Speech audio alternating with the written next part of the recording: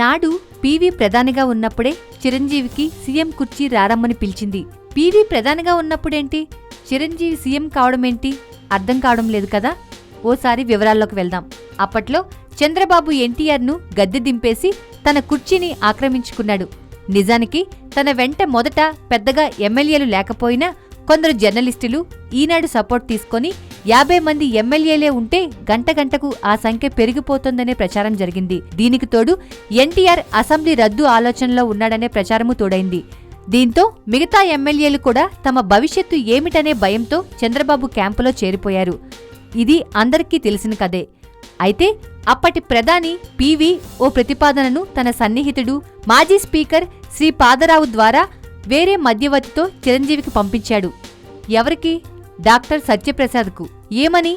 ఒకవేళ చిరంజీవి ఇష్టపడితే తనను సీఎం అభ్యర్థిగా ఫోకస్ చేస్తూ ఎన్నికలకు వెళ్దాం. తను చెప్పిన సగం మందికి ఎంపీ, ఎమ్మెల్యేల సీట్లు ఇస్తాం.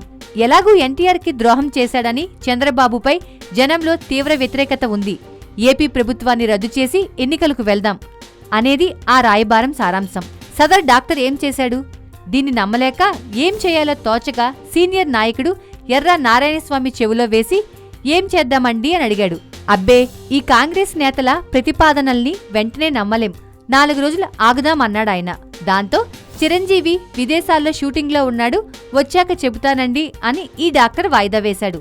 ఈలోపు ఏం జరిగింది? శ్రీ పాదరావును మావోయిస్టులు హతమార్చారు. ఈ ప్రతిపాదన కాస్త అటకెక్కిపోయింది.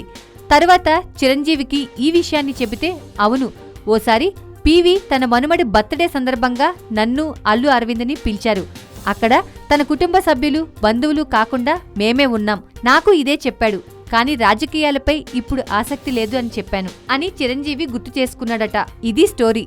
నిజంగా పీవీ ప్రతిపాదన మేరకు అసెంబ్లీని రద్దు చేసి ఉంటే, మధ్యంతరానికి వెళ్లి ఉంటే చంద్రబాబు అండ్ గ్యాంగ్ అన్ని సీట్లను గెలిచి ఉండేదా? చంద్రబాబు రాజకీయాల్లో నిలదొక్కునేవాడా? ఎన్టీఆర్ పట్ల జనం స్పందన ఎలా ఉండేది? చిరంజీవి కాంగ్రెస్ నాయకత్వం పట్ల జనం ఎలా స్పందించేవారు? ఇవన్నీ ఇక ఊహాజనిత ప్రశ్నలు. కానీ ఇదే గనుక జరిగి ఉంటే ఏపీ రాజకీయాల కథ పూర్తిగా వేరేగా ఉండేదేమో.